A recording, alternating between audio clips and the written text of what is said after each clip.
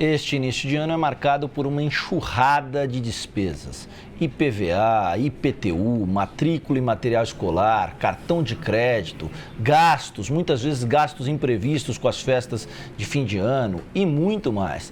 Para orientar, dar dicas de como as pessoas podem atravessar esse período muitas vezes crítico, muitas vezes turbulento em relação às finanças, nós vamos conversar com o educador e terapeuta financeiro Reinaldo Domingos, o presidente da DSOP Educação Financeira e da Associação Brasileira dos Educadores Financeiros. É um prazer tê-lo conosco, tudo bem? Prazer é meu, Wagner. Um abraço a todos vocês, um bom ano para todos, para começar bem, com o pé direito, com muito dinheiro no bolso. Não é assim que a gente falou no final de ano? Isso. E aí, como é que se começa o ano com o tal do muito dinheiro no bolso? Principalmente se educando, né, Wagner? Eu sempre falo que a educação financeira vem do berço, da casa, né? Então é importante que nós reunimos lá a família, começar a falar um pouquinho sobre esse processo chamado educação financeira, algo que ficou desconhecido ao longo das nossas gerações. Então é importante que você, que esteja em casa agora, falar um pouquinho, inserir as crianças sobre o que nós temos, o que nós desejamos para os próximos anos. Aquele projeto chamado Projeto de Vida, o que eu quero realizar em 2014, 24, 34, 64. A gente pensa às vezes muito imediato. Esse é o grande vilão da história. Pensar imediato e tomar atitudes muito ao longo prazo. Agora, Reinaldo, as escolas públicas já estão com um projeto aí de educação financeira para 8º e 9º anos, algo assim, eu não lembro exatamente qual é a faixa de idade. Particularmente, você acha essa iniciativa uma iniciativa interessante, se ela vingar? Sem dúvida alguma, o governo já vem tomando, tem um projeto no Senado correndo desde 2009, o número dele não é um número favorável, é 171/09. Quer dizer, um número meio desconfortável para os senadores aprovarem, né? Mas eu falo isso de carteirinha, mas... Tanto que tem um número correspondente a estelionato no Código Penal. É horrível, mas é um número verdadeiro, está lá. Existe o ENEF, Estratégia Nacional de Educação Financeira, que o Lula, lá em 2010, foi um dos últimos atos no final do seu mandato. Então, nós estamos aí fazendo que o governo realmente insira aí a educação financeira como sendo algo obrigatório, como transversal, ou seja, interdisciplinar, não necessariamente para falar sobre matemática, na aula de matemática. Pode ser em geografia, ciências, histórias. E a DSOP, Educação Financeira, já faz isso há 3 anos. O governo está pensando no projeto, nós já avançamos para a prática. Nós temos hoje 500 mil de crianças em sala de aula, já do ensino infantil, Fundamental 1, Fundamental 2 e ensino médio. Nós estamos falando de 15 obras didáticas minhas em sala de aula, já capacitando os professores, porque o segredo está nos professores, eles se educam financeiramente e aí podem dar aula de educação financeira para uma criança. Então, esse processo é um processo cíclico. Nós entendemos que as próximas gerações serão muito beneficiadas, não necessariamente a nossa. Então, nós temos um choque maior, né? O brasileiro hoje gerencia mal o dinheiro? O brasileiro não aprendeu a gerenciar. Então, tudo que você não aprendeu, você é quase um analfabeto nisso, né? Como foi a parte digital, está sendo também a parte de educação, educação do trânsito, outra parte importante. Então, é necessário que a gente realmente refaça os planos de vida. E nesse começo de ano, Wagner, você sabe disso, sentar com a família, falar o que são nossos sonhos de curto até 1 ano, médio até 10 anos, longo acima de 10 anos, quanto custa cada sonho, quanto custa, quanto vai guardar em quanto tempo. É necessário ter um processo sempre muito parecido, ou seja, nada de ficar anotando despesas para o resto do ano inteiro. Não, pelo menos nos 30 dias, 1º de janeiro, começando um processo realmente fazendo com que todos participem. Quais são os nossos projetos de vida?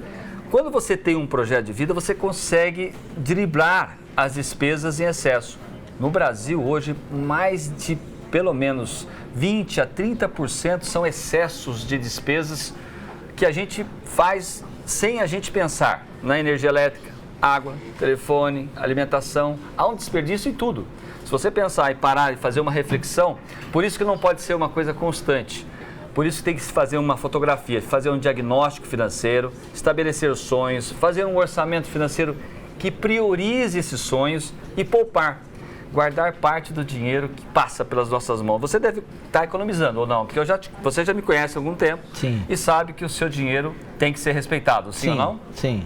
Agora, veja só, Reinaldo, na balança comercial, A equação é superavitária se o que você exporta é maior do que você importa. Exportou mais do que importou, saldo superávit na balança comercial.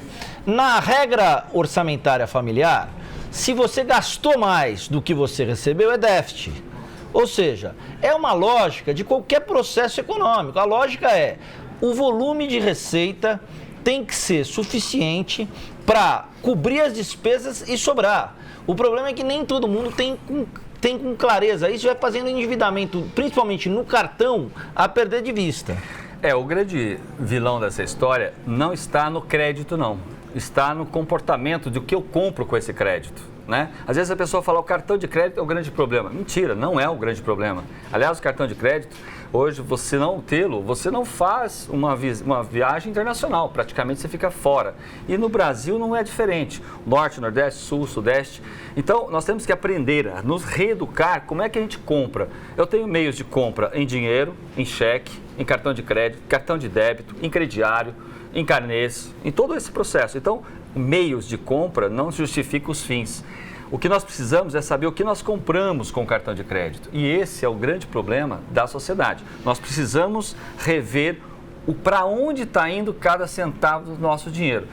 Sabedor disso, aí é fácil, porque você vai represar os excessos, aqueles excessos. Agora, é preciso principalmente, ter motivos para que fazer e como reduzir esses gastos. As pessoas não têm o motivo. Por não ter motivo, ela não começa a reduzir os gastos em excesso. E nesse livro, Terapia Financeira, eu vi que está na tela, é um livro que efetivamente tem os passos a passos de como se reeducar. Está aí. Realize seus sonhos com educação financeira. É um best-seller, é um livro que hoje está nas maiores revistas aí de mais vendidos. E o grande segredo desse livro está na simplicidade de como você fazer a educação ou a reeducação financeira. E esse aqui é mais interessante ainda, o tão interessante quanto, porque olha só... Apontamento de despesas. Vejam só o tamanho do livro. Não é um livro, é um livreto. É um livreto que você anota por 30 dias, tudo que você gasta, mas não pode ser escravo dessa anotação. Você tem que fazer isso um período de 30 dias durante o ano. Com isso, você assume o comando para onde está indo cada centavo do dinheiro e faz uma coisa chamada reunião familiar. Bom, muitas pessoas não fizeram isso, por isso não tem esse... Noves fora, tudo que a gente falou até agora, Reinaldo Domingos, presidente da TSOP e da Associação Brasileira dos Educadores Financeiros, a pergunta final é: quem chegou ao mês de janeiro com a corda no pescoço, como diz o samba popular, como se organizar no médio prazo para viver dias melhores? É preciso fazer uma faxina financeira. Quando eu falo faxina financeira, nós estamos falando de mexer realmente aonde está indo aquele dinheiro. Quando a gente faz uma faxina em casa, a gente muda de móveis, fica tudo bonitinho, cheirosinho. É mais ou menos fazer também no que se refere ao seu dinheiro. Por isso, a família tem que participar. 4 passos para ela começar uma vida nova e assumir esse comando, inclusive sair das dívidas, se ela se endividou nesse final de ano. Diagnosticar, tirar essa fotografia, estabelecer os sonhos, quais são os sonhos individuais e coletivos da família, sabendo que cada sonho tem que saber o que é, quanto custa, quanto vai guardar e quanto tempo. Estabelecer um orçamento, aqui entra quase a sua resposta na plenitude. Eu não posso ter um orçamento que eu ganho, tiro os meus gastos, se sobrar ou não sobrar é que eu vou viver. Não. É o que eu ganho, tiro para os sonhos, para os projetos de vida, depois vem as despesas. Então eu tenho que inverter esse ciclo. E aí sim, mas eu estou endividado. Sair das dívidas também é um sonho, mas não pode ser o único. Eu falei diagnosticar, sonhar, orçar e poupar. Guardar parte do que ganha. Eu me tornei independente financeiramente aos 37 anos, tenho 52. Há 15 eu trabalho só por prazer, não por necessidade. Por quê? Porque eu fiz e pratiquei o que está nesse livro Terapia, que faz com que os 4 pilares da metodologia de SOP, por isso que é de SOP, DSOP, diagnosticar, sonhar, orçar, poupar.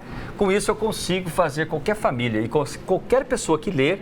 É um livro já popularizado, um livro muito em conta, que leva as pessoas à sua plenitude, à sua prosperidade financeira. Legal. Reinaldo, muito obrigado pela atenção. Eu que agradeço. A gente vai voltar a conversar sobre mais detalhes, sobre como dar dicas práticas para esse processo de orçamento familiar. Você vai voltar aqui ao Jornal da Câmara para falar conosco mais vezes, ok? Será um prazer, sempre aqui, e parabéns pelo programa. Em um ano de 2014 repleto de muita saúde e prosperidade também financeira. Um grande abraço.